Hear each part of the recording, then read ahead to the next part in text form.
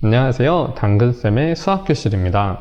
오늘은 6학년 1학기 4단원 비와 비율에 대해 알아보도록 하겠습니다. 교과서는 72에서 75쪽을 봐주세요. 우리는 일상생활을 하는 동안에 비와 비율에 대해 무엇인지는 잘 몰라도 많이는 들어보았을 거예요. 어디서 들었을까요? 예를 한번 보도록 하겠습니다.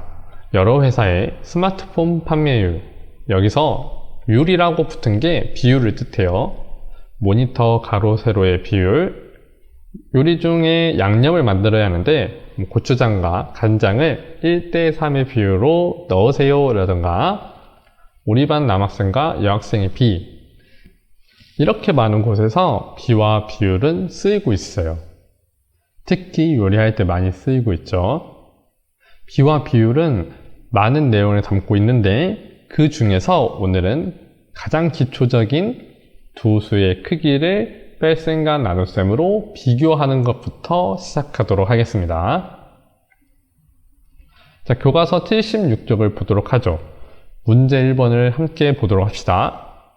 준기네 학교에서 알뜰시장을 열기로 했습니다. 6학년 친구들은 준비하는 사람 6명, 판매하는 사람 3명으로 한 모둠을 구성하려고 합니다. 준비하는 사람 수와 판매하는 사람 수를 비교해 봅시다 라고 문제가 나와 있네요.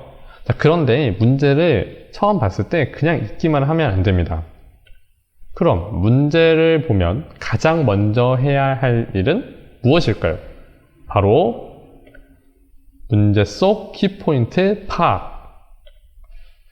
여기서 키포인트를 한번 다 같이 찾아보면 준비하는 사람이 6명이라고 하고 판매하는 사람을 3명으로 한 모둠을 구성한다가 있죠. 이 부분이 키포인트가 되어 있고요. 그리고 준비하는 사람 수와 판매하는 사람 수를 비교해 본다는 문제라는 것을 알 수가 있습니다. 다시 정리해 볼게요. 한 모둠 구성 인원에는 준비하는 사람 6명, 판매하는 사람 3명이 있고 그 준비하는 사람 수와 판매하는 사람 수를 비교해 보세요가 문제인 것을 알 수가 있었네요. 자, 그렇다면 비교하는 문제에서 가장 먼저 해야 할 일은 무엇일까요?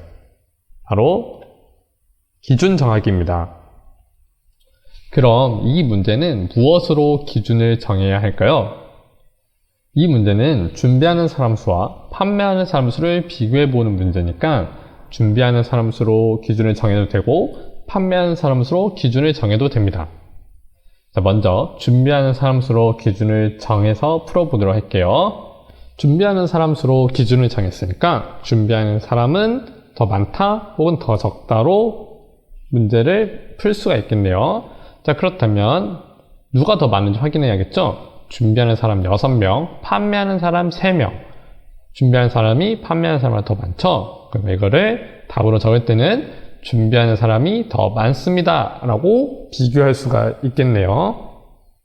반대로 판매하는 사람을 기준으로 하면 판매하는 사람이 더 적습니다 라고 쓸 수가 있어요. 여기서 잠깐 비교를 수학적 연산기호를 활용해서 할 수는 없을까요? 수학적 연산기호란 더하기 빼기 곱하기 나누기를 뜻해요. 당연히 할 수 있습니다. 이번에는 뺄셈으로 비교해 보는 거예요. 준비하는 사람 수에서 판매하는 사람 수를 빼주면 되겠죠? 준비하는 사람 6명, 판매하는 사람 3명이니까 6 빼기 3 하면 3이 나옵니다. 자, 이걸 가지고 비교하는 문장을 만들어주면 되는 거예요. 아까랑 똑같습니다. 자, 준비하는 사람은 판매하는 사람보다 3명 더 많습니다. 이렇게 더 구체적으로 얼마가 더 많은지 써주면 돼요. 이번에는 판매하는 사람을 기준으로 해볼게요. 아까 준비하는 사람을 기준으로 했을 때랑 문제 풀이 방법은 똑같습니다. 자, 판매하는 사람 수가 준비하는 사람 수보다 적으니까 자, 판매하는 사람은 준비하는 사람보다 3명 더 적습니다. 이렇게 적어주면 되겠죠. 자, 이번에는 나눗셈으로 비교해 볼 거예요. 나눗셈도 똑같습니다. 자, 먼저 준비하는 사람을 기준으로 했을 때 준비하는 사람을 판매하는 사람 수로 나눠주면 되겠죠. 그러면 6 나누기 3은 2가 나올 것이고요. 자, 이거를 바탕으로 비교를 해본다면 준비하는 사람은 판매하는 사람 수에 이거는 나눗셈이니까 배라고 표현을 해야겠죠? 그래서 2배입니다 라고 표현을 해줄 수가 있습니다.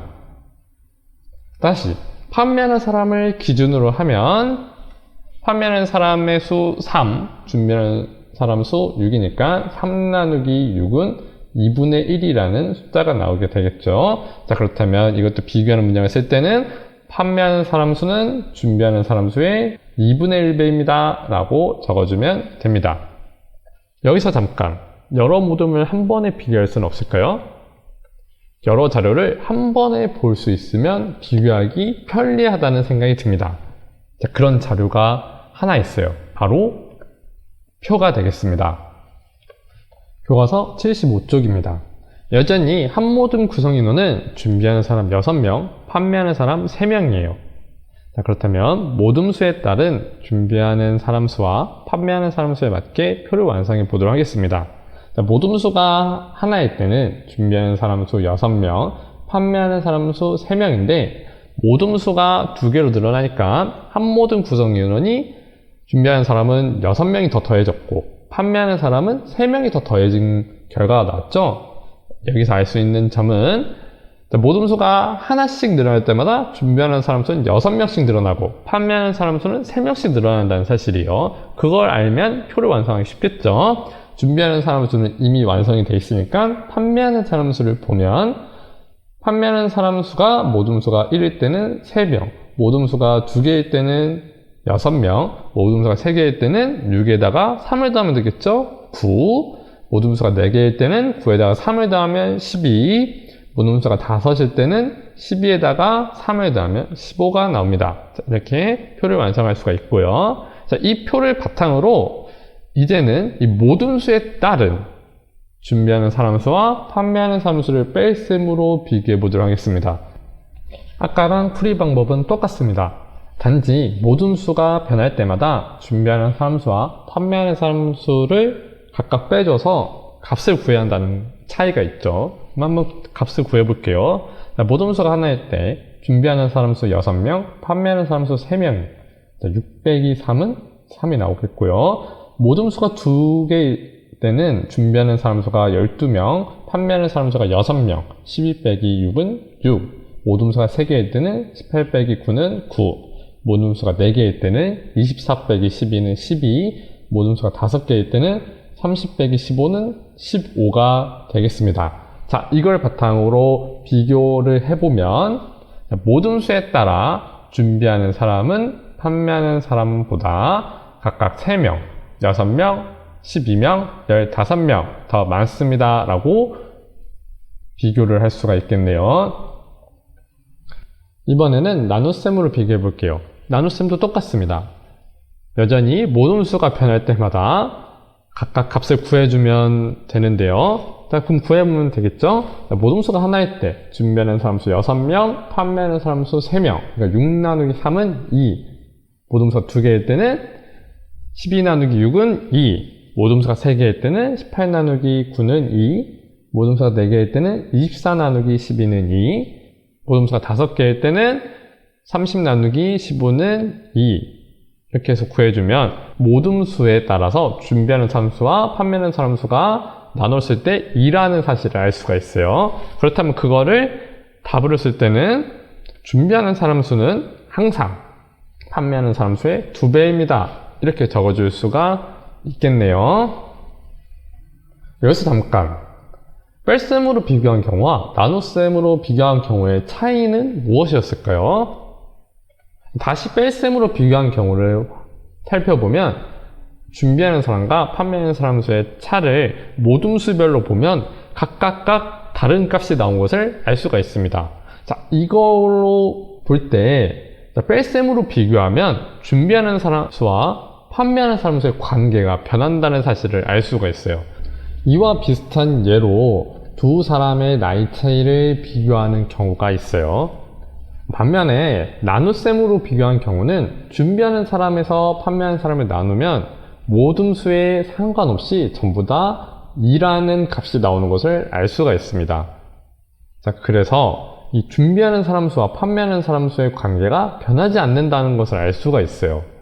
자, 이와 비슷한 예로 1000원짜리 물건은 500원짜리 물건에 비해 몇 배인지 비교하는 경우가 바로 이 나눗셈으로 비교한 예가 되겠습니다. 자, 그럼 오늘의 마지막 문제인 문제 3을 보도록 하겠습니다. 문제를 보면 가장 먼저 해야 할 일이 아까 뭐라고 했죠? 바로 문제 속 키포인트 파악. 이거는 모든 문제를 볼 때마다 항상 해줘야 하는 일입니다. 문제를 읽어가면서 키포인트를 파악해 볼게요. 자, 높이가 300cm인 나무가 있습니다. 여기서 중요한 표현이 나왔네요. 높이가 300cm인 나무, 어느 시각 나무의 그림자 길이를 재어보니 100cm입니다 라고 나왔네요. 나무의 그림자가 100cm다. 중요한 내용이네요. 그리고 무엇을 구해야지? 뒤에 나옵니다. 나무의 높이와 그림자의 길이를 비교해 봅시다. 비교하는 문제인지를 알 수가 있네요. 자, 다시 키포인트 정리하면 나무의 높이 300cm, 나무의 그림자의 길이 100cm. 중요 내용이고요. 자, 그리고 문제를 볼게요. 나무의 높이와 그림자의 길이만큼 각각 색칠해보세요 라는 문제입니다. 자, 이거는 그냥 보이는 대로 색칠해주면 되겠어요. 나무의 높이가 300cm니까 3칸 다 색칠해주면 되겠죠. 그림자의 길이는 100cm니까 3칸 중에 1칸만 색칠해주면 됩니다. 자, 이게 중요한 게 아니고요. 그 다음이 중요하겠죠. 나무의 높이와 그림자의 길이를 비교해보세요가 본 문제겠죠. 지금 영상을 멈추고 문제를 한번 먼저 풀어보세요. 모두 풀어보았죠? 자, 이 비교하는 문제를 풀려면 먼저 첫 번째 뭐 해야 한다고 했습니까? 기준을 정해야 한다고 했죠. 자, 두 번째는 뭘 해야 할까요? 바로 내가 뺄셈으로 비교할 건지 나눗셈으로 비교할 건지를 정해서 적어주면 되겠습니다. 자, 첫 번째는요. 자, 나무의 높이로 기준을 잡고 뺄셈으로 비교 한번 해보도록 합시다. 자, 나무의 높이가 300cm고 그림자의 길이가 100cm니까 나무의 높이는 그림자의 길이보다 200cm 더 깁니다. 이렇게 할 수가 있겠죠. 자, 이번에는 그림자의 길이를 기준으로 잡고 나누기를 이용해서 한번 비교해 보도록 할게요. 자, 나무의 그림자의 길이는 높이에 몇 배라고 하면 되겠습니까? 그림자의 길이 100, 나무의 높이 300. 그러면 100 나누기 300을 하면 3분의 1이 나오죠? 자, 그래서 답을 나무의 그림자의 길이는 높이의 3분의 1배입니다 하고 쓸 수가 있습니다. 다시 나무의 높이를 기준으로 하고 나눗셈을 통해서 비교를 한다고 하면 나무의 높이는 그림자의 길이의 3배입니다 라고 쓸 수가 있겠네요. 자, 오늘의 숙제는요, 수학 익힘책 48에서 49쪽을 푸는 거고요. 자, 다음 시간에는 비에 대해서 알아보도록 하겠습니다.